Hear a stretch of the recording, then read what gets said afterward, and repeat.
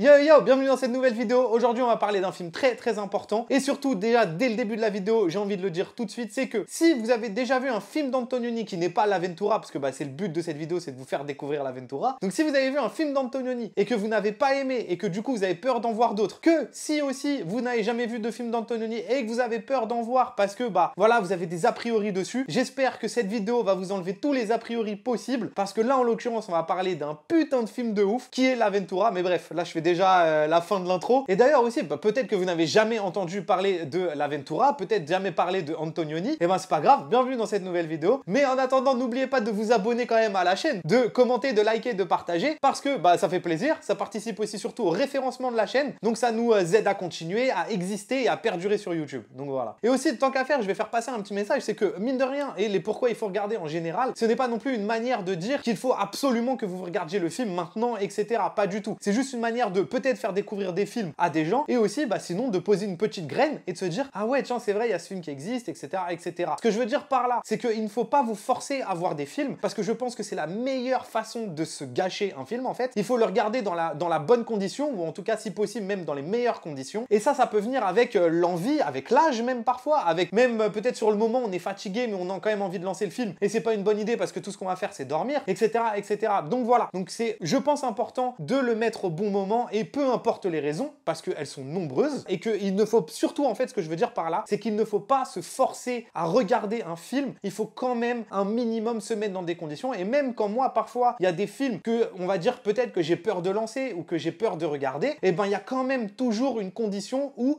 là, j'ai cette curiosité-là de me, entre guillemets, de me mettre en danger et de regarder le film. Et donc, c'est ça aussi qu'il faut que les gens peut-être comprennent un peu. J'ai l'impression qu'aujourd'hui, même pour les jeunes, on a trop tendance à dire qu'il faut absolument que vous iriez regarder ça, parce que sinon c'est pas bien. Et en fait, je trouve ça extrêmement dommage, parce que la culture, elle devrait exister tout au long de notre vie, et que c'est ça le plus important. En gros, ne soyez pas pressés de voir quelque chose, mais ayez la curiosité de vous dire que vous le verrez plus tard. Et aussi, mine de rien, que votre cinéphilie, ou même peut-être pas la cinéphilie, mais même juste l'envie et aimer regarder des films, ça suffit d'ailleurs, déjà, de base. Juste ça, ça n'appartient qu'à vous, en fait, tout simplement. Et c'est vrai que, mine de rien, c'est pas anodin si je vous le dis comme par hasard dans le début d'une vidéo de Antonioni, mais parce qu'il est souvent considéré comme un réalisateur qui est lent, qui est chiant, etc. Il fait peur à beaucoup de gens, il a même traumatisé, en l'occurrence pour les gens qui étaient en école de cinéma, fac ou privé, il en a traumatisé plusieurs. Et c'est même pas moi qui le dis, c'est même justement Jean-Baptiste Toré, historien du cinéma, qui justement parle de ça. Il y a beaucoup d'a priori autour d'Antonioni. Contrairement à ce qu'on croit, Antonioni a été un cinéaste qui a un peu terrorisé le milieu universitaire dans les années fin 60, début 70. Mais ce qui est sûr, c'est que l'Aventura, il est loin d'être long, il est loin d'être chiant, et qu'il est d'une puissance rare. C'est parti pour l'Aventura de Michelangelo Antonioni, sorti en 1960.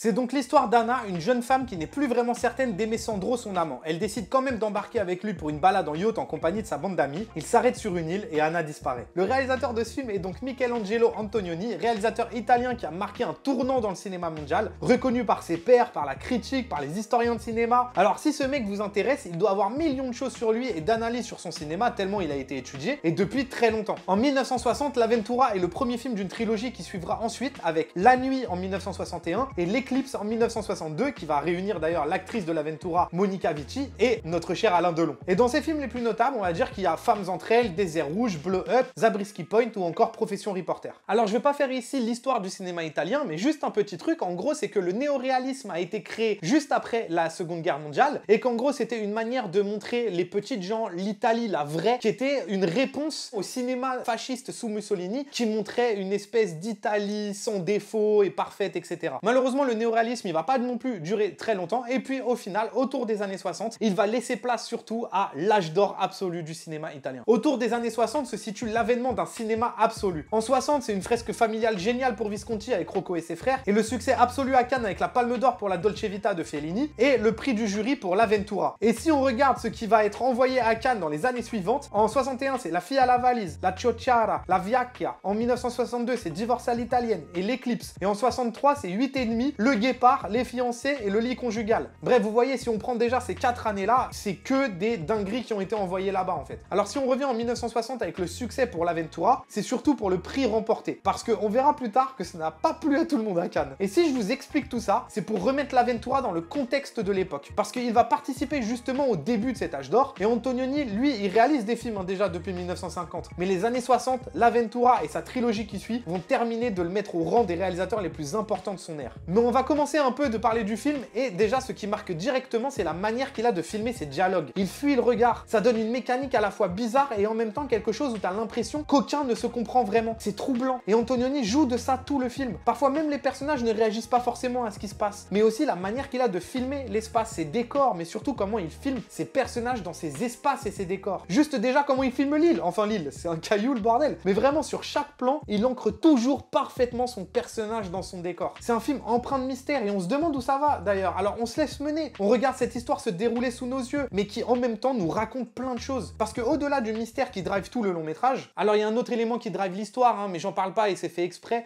parce que je trouve que c'est plus intéressant de le découvrir soi-même au fur et à mesure du film. Voilà. C'est aussi un film presque road trip. On parcourt plusieurs endroits différents et c'est une traversée du sud de l'Italie aussi. Et c'est une des choses que j'ai le plus aimé dans le film, je pense. Mais bon, ça, je pense que c'est dû à mes origines parce que c'est pas quelque chose de mis dans la face du spectateur, mais ça se passe autour en fait. Antonioni te montre l'Italie du sud et d'ailleurs ces personnages viennent du nord. Donc il te montre aussi la dichotomie de ce pays et ça en devient presque un film sur l'Italie d'une certaine façon. Et d'ailleurs, j'adore comment il te la filme cette Italie. Il y a une vraie évolution. On part d'un caillou au milieu de l'eau en allant de plus en plus vers la ville et en te montrant aussi de plus en plus la folie de cette Italie du sud et parfois d'ailleurs je trouve que en voyant ce film aujourd'hui ça paraît fou de se dire que c'était vrai en fait ce qui se passait à cette époque là. Au début de la vidéo je vous ai parlé que de Antonioni mais j'aurais pu aussi vous parler de son acteur principal, dégage une classe et un charisme tellement fort, il joue avec une justesse mais pour le coup je trouve que ce film ne serait rien sans Monica Vici qui est juste incroyable. Elle arrache l'écran. Elle est complètement magnétique. Et oui, je vais utiliser tous les termes possibles, à tel point que je vais même paraphraser l'émission d'Arte Blow Up qu'ils ont fait sur elle. Et ils disent « Elle est belle au-delà du beau ». Quelle phrase magnifique. Devant ce film, je suis tombé amoureux de Monica Vici. Mais c'est aussi ça, le cinéma. Tomber amoureux. Réussir à capter le beau. Même au-delà, tomber amoureux, amoureuse d'acteurs ou d'actrices. Autant que les réalisateurs eux-mêmes sont tombés amoureux ou amoureuses. Être belle, c'est une chose. L'être devant une caméra, c'en est une autre. Le regard de Vici transperce tout. Mais le regard d'Antonioni aussi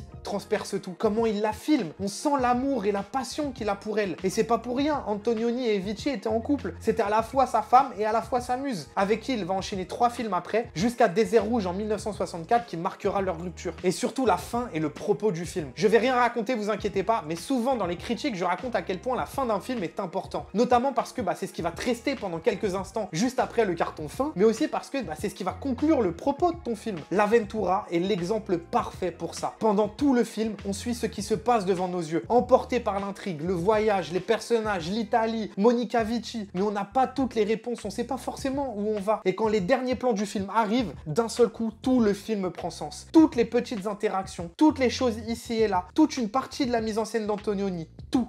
On se remet à revoir dans sa tête tout le film. Et c'est, je pense, l'une des meilleures fins du cinéma. Dernier petit bonbon sur le film, il a donc été projeté à Cannes en 1960 et a gagné le prix du jury. Je vous l'avais dit juste avant. Comme ça, l'histoire paraît belle. Sauf que, en fait, la fin de la projection du film, la salle a hué. Même pendant le film, les gens rigolaient. Et au moment les plus graves d'ailleurs. Antonioni et Monica Vici en sont sortis bouleversés. Elle est sortie en pleurant comme une enfant. Ça a été un choc pour elle. C'était son premier festival et aussi son premier film. Et d'ailleurs, vous pouvez voir ça sur YouTube parce que justement, il y a une vidéo où elle fait une interview et elle raconte son aventure à Cannes sur l'Aventura. Et d'ailleurs, je trouve que l'interview, elle paraît folle parce qu'elle est là en train de marcher en même temps. Il y a le vent dans ses cheveux. On dirait que c'est mis en scène, mais en même temps, elle est naturelle. Enfin bref, l'interview, on verrait plus ça aujourd'hui, j'ai l'impression. Un periodo importante della vita.